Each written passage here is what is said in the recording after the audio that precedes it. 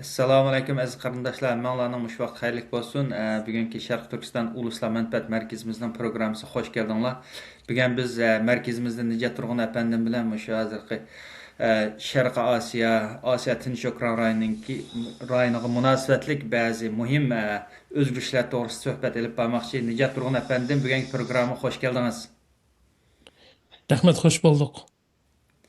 Unda bo'lsa bugungi programmaga kirib ketsak, oldi bilan biz shu o'zimizga qo'shni bo'lgan, o'zimizniki geostrategik manfaati bilan zich munosabatli O'rta Osiyo rayonidan boshlasak, bu haftada Yaponiyaninki muavin tashqi ishlar ministri Arfiya Ayri xonim boshlig'ida bir o'mak shu O'rta Osiyodagi Qozog'iston, O'zbekiston davlatlarida ziyoratda bo'ldi. Sizce bu diplomatlarning O'rta Osiyo davlatlaridagi ziyarati nimani nishon qiladi? Sorun için köp rahmet. Hazır körüngen ve iniq xalqqa açqan, aşkarlagan bu bayanat näslerinin keçiringlar. Näsliga qarasak, aldıdan bir yerde bir iqtisadi hamkorlik. Çünki O'rta Osiyomu özünki Xitaydan ve Rusiyadan, bulup Xitaydan kelyapatqan bu iqtisadi monopollik nimasini çubup taşlap köp taraflimlik bir tashqi siyosatga yuzlanish qitirishadi. Yaponiya uchunmi bundaq O'rta Osiyoda taraqqiy qilayotgan bundaq energiyaga mo'l, boyligi mo'l bo'lgan rayonga mablag' selish orqali bu yerdagi faoliyatini jonlantirish va bu davlatlarning Xitoy va Rossiya monopolligidan biroz yengillashishiga foydasi bo'ldi deb qaraydi. Ham Yaponiya uchunmi bundaq rayon, O'rta Osiyo rayonida, O'rta Osiyo rayoni Yaponiya uchunmi energiya nuqtasidan bo'libmi yeşil energiya nuqtasidan ait muhim. Yaponiya uchun qimmatli bo'lgan bu energiya manbalari bu rayonda jiq. Andan keyin O'rta Osiyodagi Qozog'istonning dunyoning ikkinchi o'rinda turadigan uranium nimasi va Yaponiya aznoyda tez askarlashish nimasi kirayotgan davlat bo'lgandan keyin yadro qurol ishlab chiqarishmi Yaponiyaningki asosiy maqsadiningki birisi. Bu ya'ni Xitoydan kelayotgan tahdidni tizginlashda bu uranium bayliqına ait muhim rol oynaydı. Bu mu Yaponiyanınki O'rta Osiyoga yaqinlashayotgan masalaninki birisi. Anankin üçüncü narsa bu İran'daki Amerika İsrailning İran bilan bo'lgan urush ochilgandan keyin bu dengiz yo'li orqali ta'minlanayotgan bu energiya manba yo'llarida bir qiyinchilik ko'rindi. Buning eng jiq ziyniga uchrayotgan davlatlar shu Osiyodagi davlatlar, Sharq Osiyo, Sharq Janubiy Osiyo diki devletler cık uçurdu. Yani bunun karta bir ikinci bir alternatif yollarını tepiş gerek. Bu bolsumu bugünkü yılki otur yol koridorideydi. Kazakistan'dan başlap mayanğı Türkmenistan'dan olap Azerbaycan'da ulaydıgan bir enerjiya mənbəsi var. Bu arqılıq Yaponiya mı özününki enerjiya mənbə yollarına bir alternatif bir yol talaşını qılıbatı. Çünkü Yaponiyanınki bir can tomri. Çünkü Yaponiyanın özünün bir enerjiya zapas nimesi yok. Şu sebeplerden nim kuatıdı. Onun için geopolitik çoğun xaritadan qaragan çağda bu Xitayni Yaponiya deniz sahili cihetten o Tinç okyanга içilişine asasen coğrafiyalik cihetten bir kuluplağlık bir nalet var. Yani bunu texim yaxshi ep berish uchun agarda O'rta Osiyo tarafdan Yaponiyaning ta'sirining kuchayishi va u orqali kelgusida Xitoy bilan kelib chiqadigan to'qinishda O'rta Osiyo rayonidan Yaponiya Xitoyga tizgilay olsa, Xitoyning u yerdagi ta'sir kuchini azayta olsa, bu mu Yaponiya uchun yaxshi bir tanlash bo'ldi deb qarayman. Shu sabablar tufaylidan Yaponiya burun zaten munosabat bor, ama bu munosabatni yaqinqi necha 20 yildan buyon alayida jonlantirdi. Bo'libmi Takaichi xonimning huquqi chiqqandan keyin.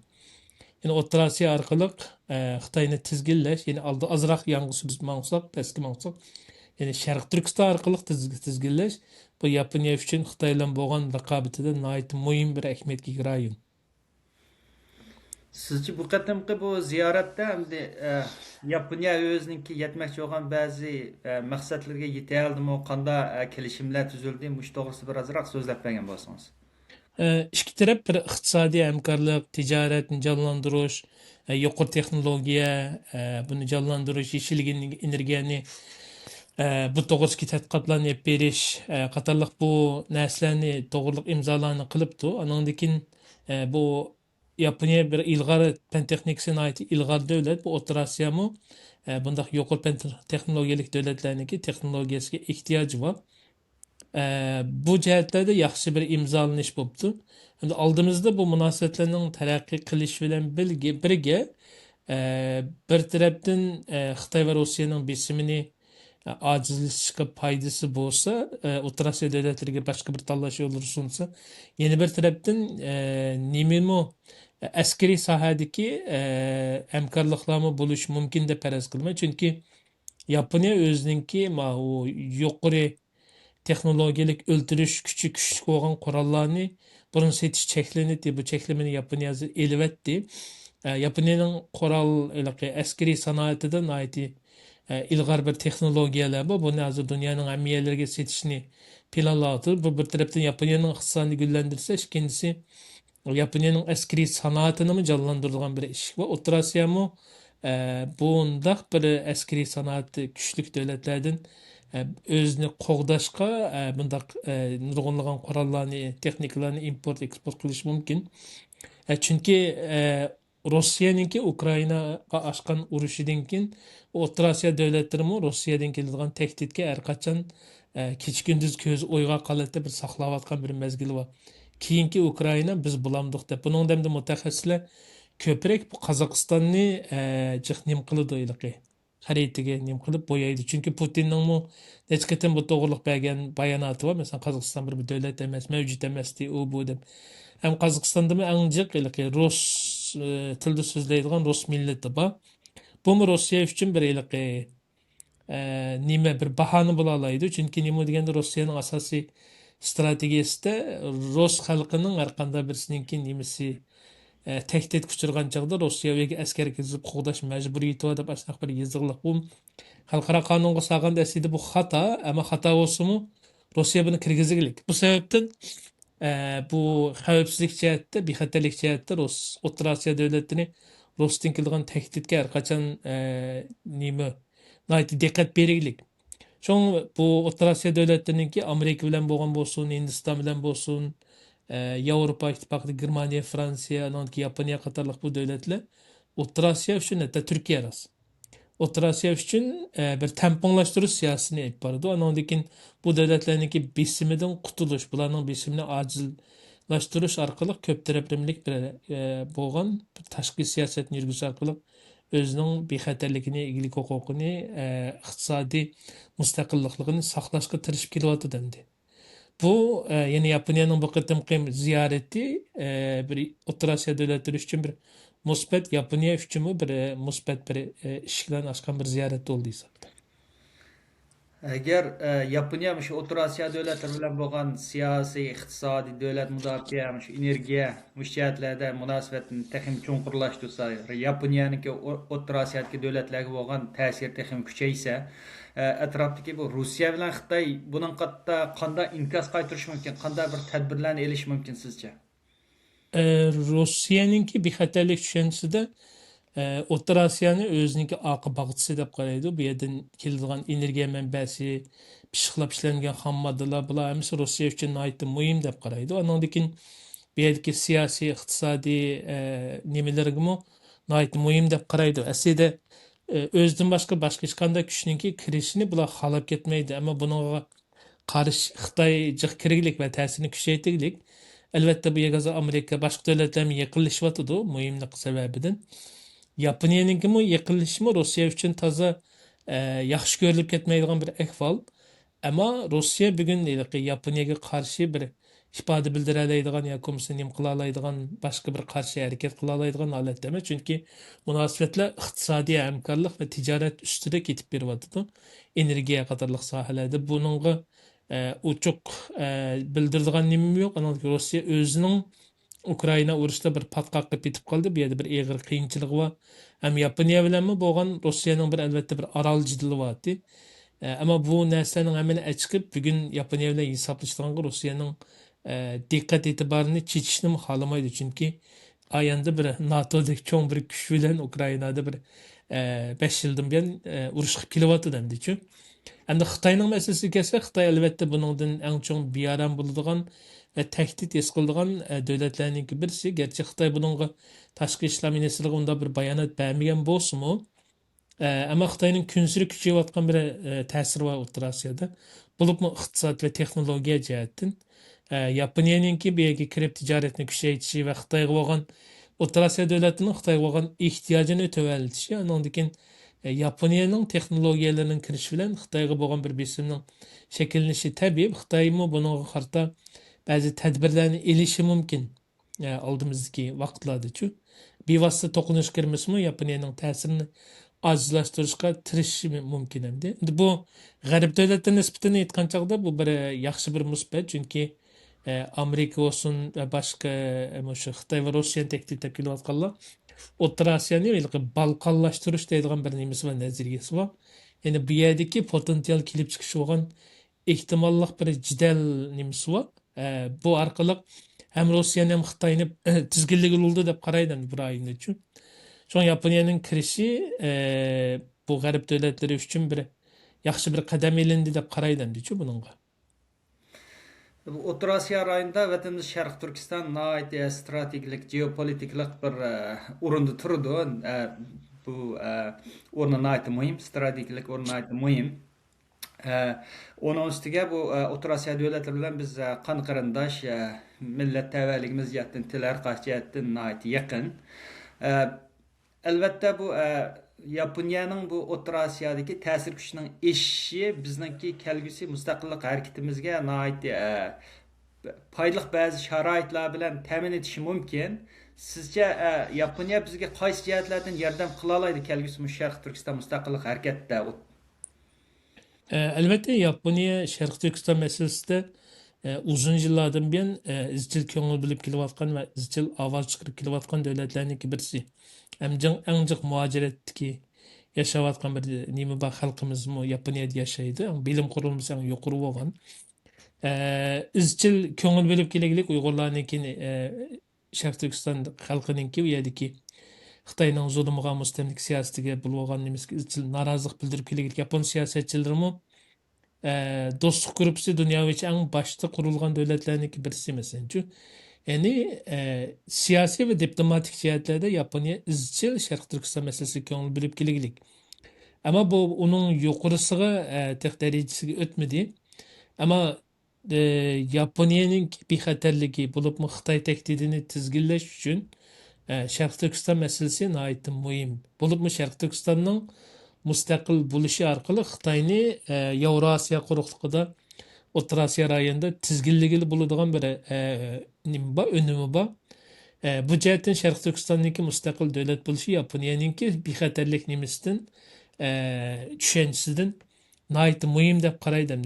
Bu endi Sharq Turkiston masalasiga Yapon siyosatchilarining, Yapon davlat odamlarininki nihoyatda qimmat berib kelayotgan ahamiyatininki birisi. Buningdimi tarixdami buningga qimmat bergan nimalari bor, masalan, tarix arxivlarniki misollari. Şoň Sharq Turkiston körüşide Yaponiyaninki bu yerga kirishi, O'rta Osiyoga kirishi, Sharq Turkiston masalasiga aralashishi bu yerga ko'ngil bilishi biz uchun nihoyatda muhim endi. Kelgusida agar Sharq Turkiston bir mustaqil davlat sifatida qaytadan qurib chiqilsa, buning Yaponiyaga qanchalik manfaatlarni elib kela oladi? Albatta birinchisi abay degandek coğrafiyalik jihatdan Xitoyning kengaymichilik va kuchli bir O'rta Osiyoga, Yevrosiyoga kengayishning to'saydigan yer birinchi to'saq Sharq Turkiston bo'ldi. Bu Yaponiya uchun muhim. Hem dengizden hem quruqlikdan tizginlangan bir Xitoy Yaponiya uchun olsun, rayondagi davlatlar uchun undaqcha tahdid bo'lanmaydi u chog'da-chu. İkincisi Yaponiya Sharq Turkistonniki bir nimasi bor. Ahamiyati bor. Bo'lsin nima deganda boylik jihatdan-chi, masalan, az ko'rilgan nadir metallar, energiya boyliklari bilamiz. Yaponiyaniki energiya qisınchiligi bo'lgan davlat uchun bunday zo'r boylikmi? Kelgusida Sharq Turkiston va Yaponiyaniki o'zaro tijorat va energiya hamkorligida bir musbat bir nima bo'ladi masalan-chi, yeshil jonlantirilgan bir omillarniki birisi bo'ladi. Andan keyin bu nimaga ichildigan chog'da masalan Sharq Turkiston orqali bu Janubiy Osiyoga, Pokistonga bunday tushgan chog'dami Bu orqali Yaponiyaning Hind okean dengiziga bunda ichila oladigan bir afzalliklar bo'ladi agarda ikki davlatning munosabatlari yaxshi bo'lib, yaxshi bir hamkorliklar shakllangan chog'dachu. Rahmat. Unda bo'lsa biz bugun so'zlashmoqchi bo'lgan ikkinchi mazmunga ko'chsak, shu yaqında shu Osiyo Tinch okean rayonida Yaponiya bosh ministri Sanoyi Takayachi xonim boshlig'ida bir qator diplomatik ziyoratlar elib berildi. Bu ziyoratlar nimani maqsad qiladi? Albatta bu Sharqiy Janubiy Osiyo rayoni bu bir nimaga tutashgan bir rayon.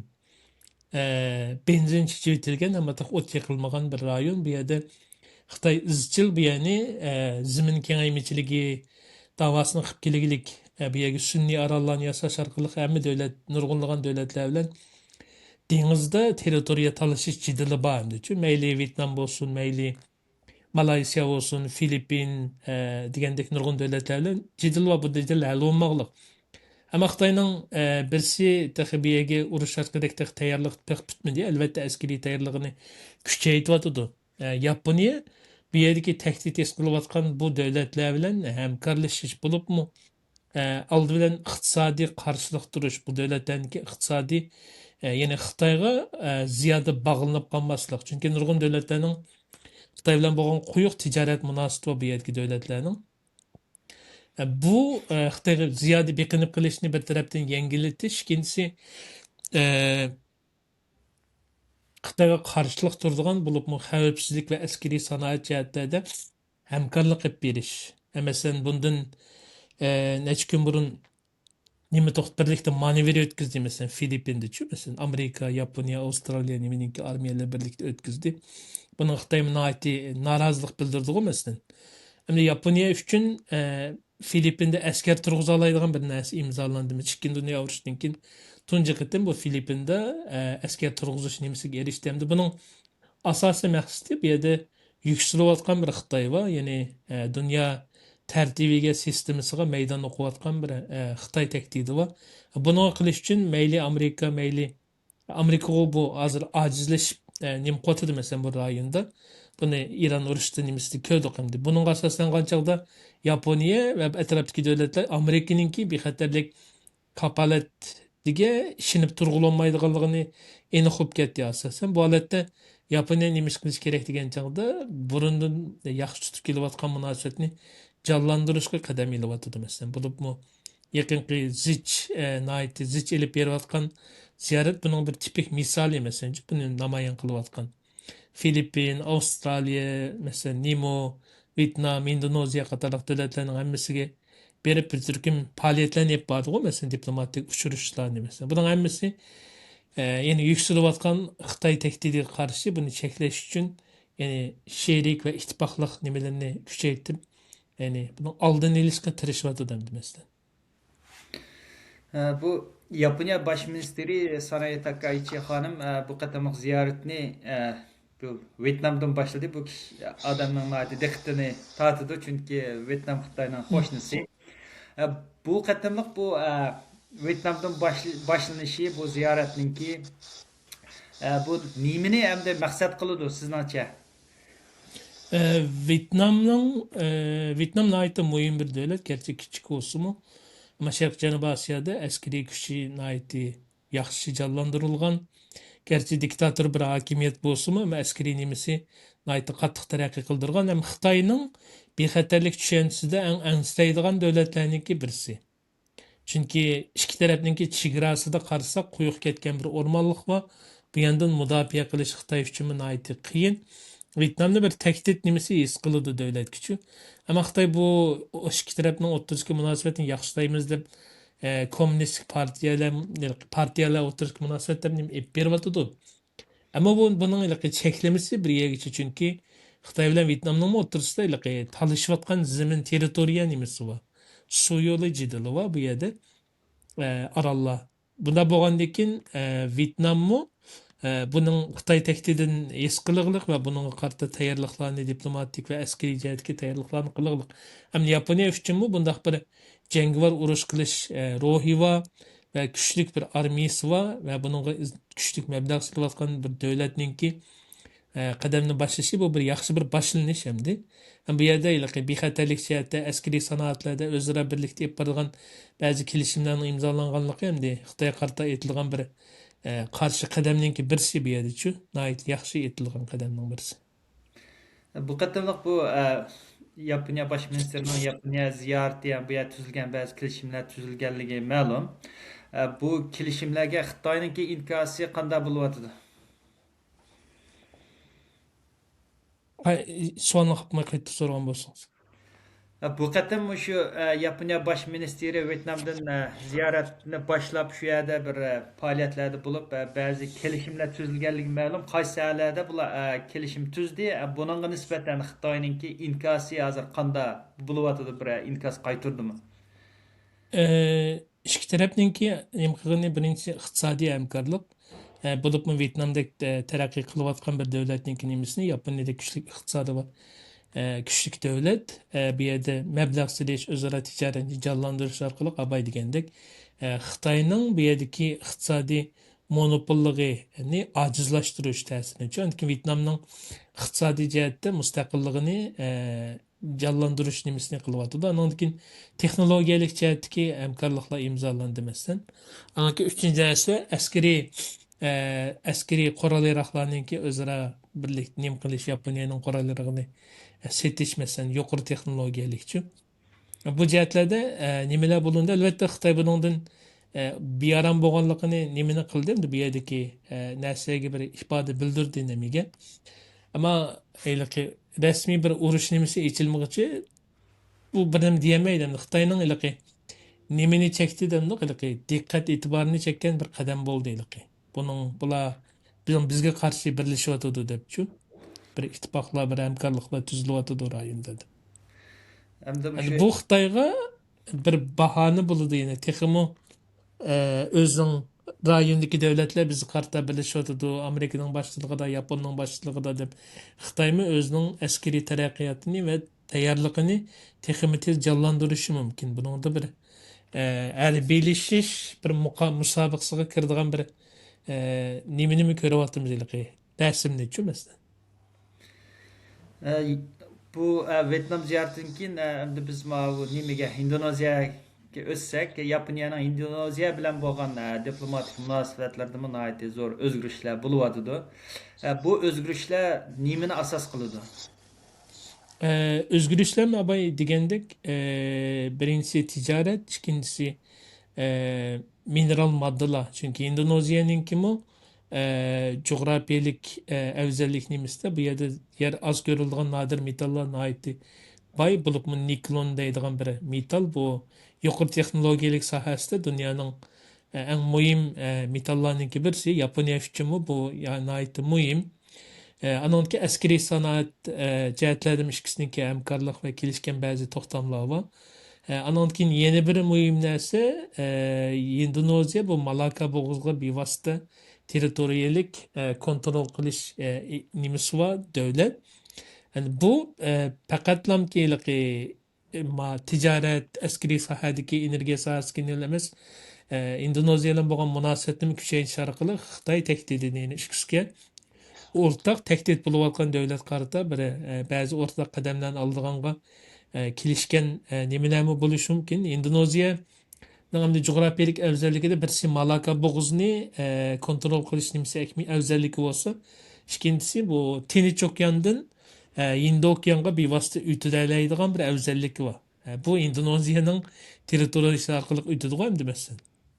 Endi manda bir narsa bor, Xitoylar deydi biz Tayvan bo'g'izida Yaponiyaning paraxodlarini to'ssak, Yaponiya Tokyo qolmaydi deydi. Çünkü Yaponiyaning 90% energiyasi bu rayondan kirdi-ku.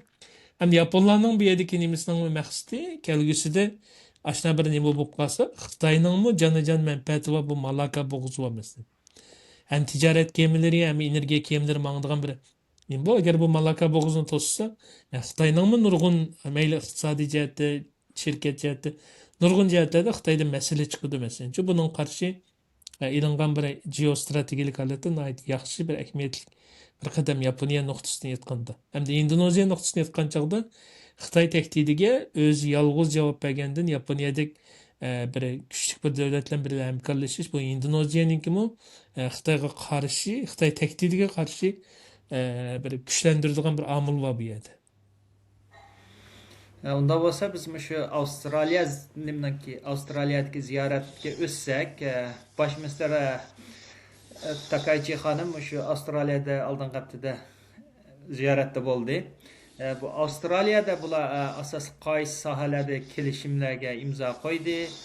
Bunun qarta Xitoyning qanday imkosi bo'lmoqda? Avustralya bundan hatalaşmasam 3 hafta burungu değil mi biri? Müdafiye devletlik ulusal müdafiye stratejisini e'lon qilgandi. Bu yerda ko'rsatgan Avstraliyaningki bexatarligi uchun tahdid bo'lgan narsani bu yerda Xitoyni ko'rsatdik. Bo'libmi bu Tinch okean bu Okeaniya nimasiga Xitoyga ta'sir ko'rsatadigan birdan bir tahdid bu yerda Xitoy hamdichu. Yani bununla karıştırış için Avustralya elbette özününki askeri sanatı özünün tayyorligini qilish bilan ittifoqdosh davlatlar o'xshash fikrdagi davlatlar orqali bu Xitoy tehdidiga kengayayotgan Xitoy tehdidiga qarshi turamiz deylik. Albatta Yaponiya buning ichidagi davlatniki birisi va eng qarshi tura oladigan kuchli bo'lgan davlat. Şimdi Avustralya ile Japonya'nın oturusunda Avustralya'da köplep bir enerjiye nimeleri var mesela. Bulup uranyum çık. Dünyanın birinci en çok zapas miktarı Avustralya'da var. Onun için başka Japonya'ya gerekli olan nurgun enerjiye yolları var. Şimdi bu mu Japonya üçün bir yaxşı bir özünün qiyinçilığını nim qıldıgan yaxşı bir nime buldu. Şimdi bir yerde yaxşı bir ticaret sahası oldu. Hem Avustralya ile Japonya'nınki mi özara birlikte askeri sanatını terakki kıldırış, bunu güçlendiriş, birlikte maneviyat veriş, özara askeri tayyorlik qarıştırışninki süpütünü kütürüş, jang tecrübesi almashtirish qatorliq bu sohalardagi hamkorliklar ishkilisininki Xitoy tehdidiga qarshi qarshilik turish kuchini oshiradigan gap. Albatta Avstraliya bevosita Xitoy bilan bir tutashliq nimasi yo'q, ammo bu yerda abay degandek Xitoyni Amerika 3 tane orollar zanjiri bilan qo'rshog'liq. Buning birinchisi Yaponiyadan boshlab Tayvanga tushadi, undan keyin Filippin. Ikkinchi narsa Yaponiyaning shimolidan tushib pastga tasa bu Filippin nimaga boradi masalan. Uchinchi narsa bu yerda Avstraliyaga boradi. Ikkinchi nimadan keyin. Bu yerda agarda Tayvan kessa yoki Yaponiyaga qilingan hujum albatta Avstraliyaga bevosita ta'sir bo'ladigan bir narsa. Chunki davlatlar bugungi kunda territoriyasi o'zining jug'rafiyalik zimmidan emas, qo'shni davlatdan boshlab qo'g'daydi masalanchu. Demak, Yaponiyaga qilingan hujum Avstraliyaning manfaati uchun qilindi. Sharq Janubiy Osiyodagi Filippin, Yangi Zelandiya, Yangi Zelandiya, Malayziya, Indoneziya qatorliq davlatlarga masalan Xitoyning o'rtasida urushib qolsa, bu bevosita Avstraliyaningki tashqi dunyo bilan bo'lgan aloqasini bog'lashadigan jug'rafiyalik qo'shnilarga bevosita ta'sir bo'ladi. Bu bexatarlikka ta'sir ko'rsatgan gap. Bu mu Avstraliyani andish qildigan omillarningki birisi. Endi bu yerda yolg'iz qarshi turolmagandan keyin kollektiv qarshilik turish, kollektiv nimasini hosil qilish, bexatarlik paketini hosil qilish orqali bu yerda balkim kelgusida Osiyoning NATOsi shakllanishi mumkin agar bunda menib qolsa. Masalan, Avstraliya, Yaponiya, Indoneziya qatorliq Xitoy, Hindiston qatorliq birlikda Osiyoning NATOsini hosil qilish orqali Xitoy tehdidiga qarshi kollektiv bir bexatarlik paketini hosil qilish mumkin. Bu endi Xitoy uchun bir tugamas bir boshag'riq bo'ladi endi. Xitoy xohlamaydigan bir ko'rinishda endi. Endi Xitoy bu yerda nima qiladi deganda bu Okeaniya qit'asidagi kichik orol davlatlar bor. Bular bilan tijorat munosabatini qilish orqali bexatarlikni biz saqlayli. U bo'lsang biz sana andan nim berimiz, bundan nim berimiz deb ba'zi davlatlar bilan imzoladi, ammo jiq muvaffaqiyat qozonmadi, ammo bunga tirishayotdi endi. Ya'ni nimadan bo'shib bitib Okeaniya qit'asida nima qilib bu yerlarda bizning askeri turishimiz, askeri bazamiz bo'lish kerak deb shu nimaga tirishchiliklarni qilyapti endi-chu. Bu mu Avstraliyaning kimi bexatarlik nuqtasi aytgan chog'da bu mu bir bexatarlik tahdidi nima uchunchu oldimizdagi.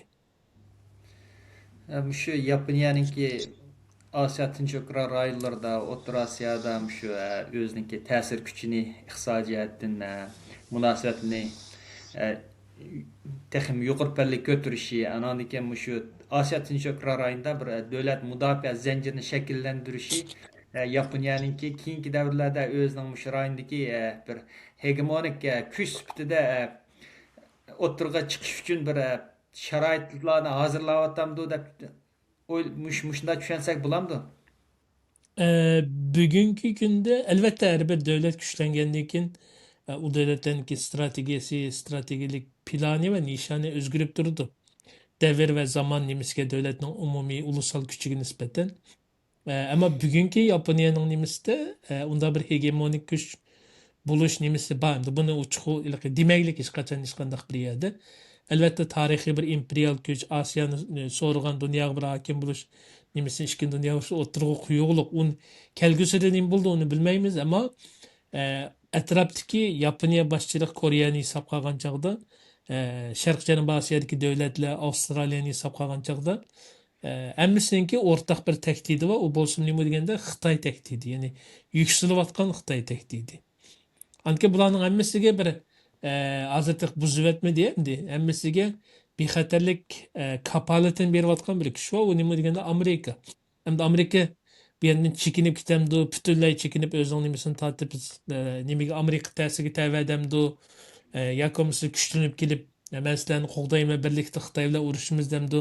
Onu biz bilmaymiz hozir.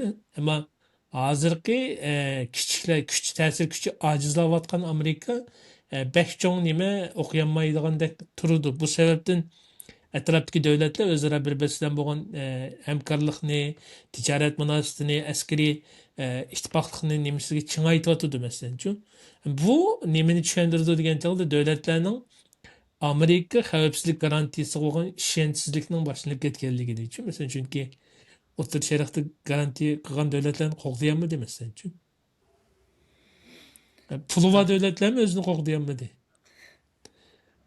Yani bu holatda yani Yaponiya boshchiligida, Avstraliya boshchiligida bunday kuchli davlatlar bu yerga bosh yetakchilik qilgan holatda bir rayonning tahdidini tizginlash uchun bir hamkorliklarni qilish mumkin, ammo qaysi darajaga boradi uni bilmaymiz. Chunki vaziyatning nimasi nihoyat tez o'zgaryapti, ammo kuchli bir Yaponiya yani kuchli nim qilayotgan, yuksalayotgan Xitoy tahdidini tizginlashda muhim o'ynaydigan halqaninki birisi hamdi.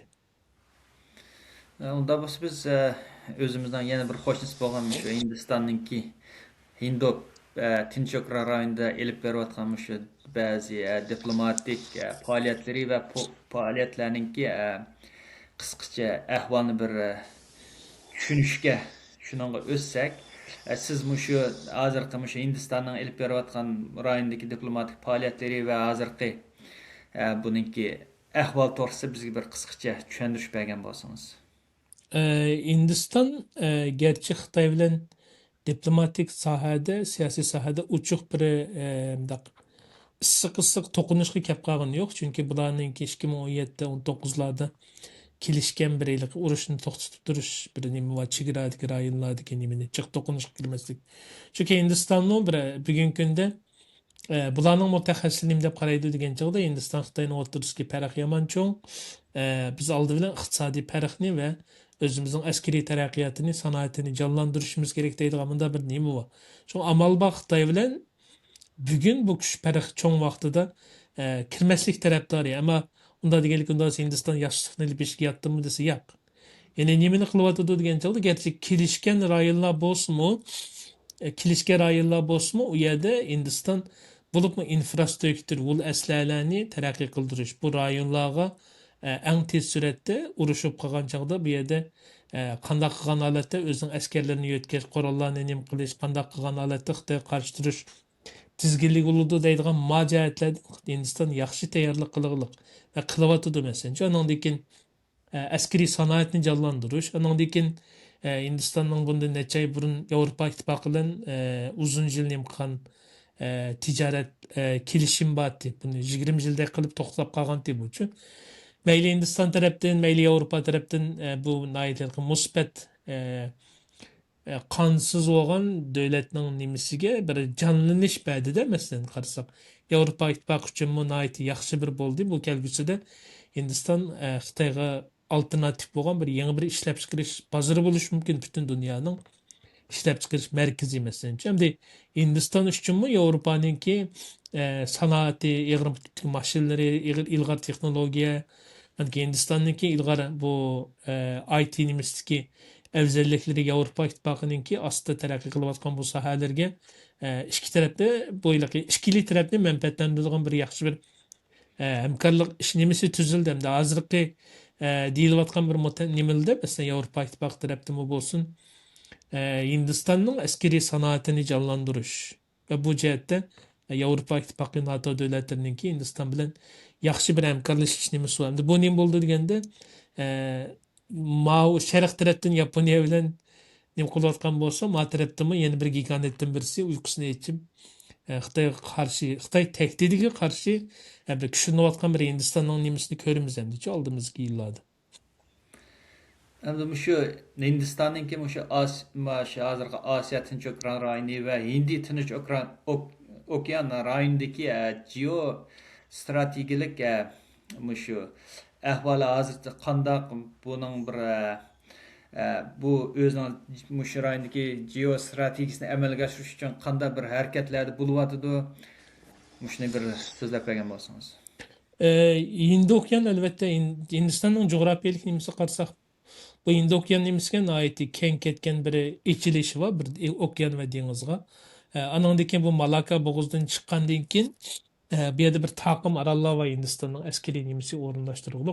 Yine Xitoy masalan Malakadan chiqib Tayvan bo'g'ozidan chiqib unda aylanib o'tib Malakadan o'tib Hindi okean kelgan chog'da Hindistonningki bir nimasiga tushdi bu yerda askeriy kontrolda qiluvchi. Chunki Hindiston bu yerlarda nihoyat yaxshi o'zining askeriy tayyorligini dengiz armiyasini kuchlantirish va bu yerga askeriy tayyorliklarni yaxshi qilib kelganlik va Xitoyning bu yerga ichilishni to'sab tormozlab kelayotgan davlatningki birisi. Bumi Xitoyning bearam qilayotgan ishlarningki birisi.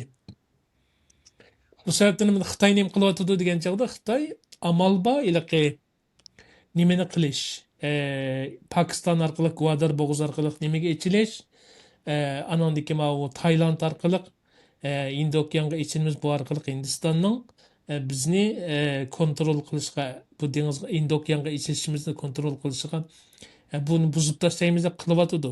Ama Hindistonning o'zining tayyorlik qilayotgan geopolitik jihatdan tayyorlik qilayotgan narsalar va bo'libmi Osiyo Pasifik davlatlari bilan bo'libmi Yaponiya bilan Avstraliyalar bilan yaxshi quvatning nimasida yaxshi bir hamkorlik qilyotdi Amerika to'ydichi masalan. Bumi Xitoyning nimasini tizginlaydigan omillarningki birisi. Anandan keyin bu Sri Lanka deb bir kichik orol davlat bor masalan. Bu yerda bu kichik bo'lgan bilan ammo askariy va geopolitik jihatda orolning ahamiyati nihoyat muhim. Chunki bu Hind okeanining nimasiga ichilgan bir kichik bir orol davlat. Bu yermi Hindistonningki bexatarlik nuqtasidan nihoyat muhim bo'lgan yerlar. Bu yerda Hindiston o'zining ta'sir doirasini kuchlantirishga nima tirishyapti. Bu yerda Xitoyning ta'sirini tizginlashga tirishyapti masalan. Hem şu Hindistan şu tüt devlet Birleşmiş Milletler'le qo'g'dinish dialogiga a'zo muhim bir devlet. Trump prezident bo'lib hukumat qurgandan keyin Amerika hukumati ham hozir shu Hindiston va yoki Avstraliya, Yaponiya shu davlatlar bilan bo'lgan ba'zi iqtisodiy munosabatlarda bir masala ko'rilyotdi. Buningki ta'siri bu hozirgi shu kvot davlatlari o'rtasida ba'zi masalalarni paydo qilyotdi. Sizcha bu ramk ichida hamda bu masalalarni ko'rilmoqda. Bu to'rt davlat guruhininki kelgusi qanday bo'lishi mumkin? Kelgusi bu yerda uchli davlatningki bir garantiyasi nim qilayotgan Amerika va hamda xavfsizlik nimasida ham iqtisodiy kuchlik bo'lgan. Ama Amerika'nınki acilləşiyotganligini özünün ne kadar öz-özünə bağlıq olub qalğan bir işçiga acilləşiyotgan bir Amerikani görüyotimiz. Bunda holatda bu burunqidek unda tez tərəqqi qilgandikidek unda manğanның nimasini ko'rmadik. Ama Amerika chiqib ketgan taqdirdami bu yerda mavjud bir ochiq bir reallik va u bo'lsa nima deganda yuksalayotgan Xitoy tahdidi. Bu mayli Hindiston nuqtasidan, Avstraliya nuqtasidan bo'lsin, Yaponiya nuqtasidan bo'lsin. Üçüncüsünün ihtiyacı var bu kuvvetini terakki kıldırışka ve canlandırışka. Amerika bombagan takdirde mi bu üçü yine hemkarlaşıp bunu terakki kıldırışı ve biz birisi boğan ihtiyacı süpeylden bunu canlandırıp meniş mümkün aldığımız ki yıllarda şu. Ama Amerika neçilik hemkarlaşalaydı bunu canlandıralaydı ise onun menemes nurgun adamda cevap veremesi mümkün. Hazırki eniqsiz boğan bir Amerika devletinin ki tutuvatkan pozisyası için. Unda bo'lsa, bugungi programmani o'sha yerda oxirlashtirsak, sizga ko'pdan ko'p rahmat. Barliq ko'ruvchilarga minglar rahmat. Kelar qatimliq programmaga Allohga omonat, tamamla omon bo'linglar. Rahmat. Ben sizge rahmet ettim. Körüm benlerge.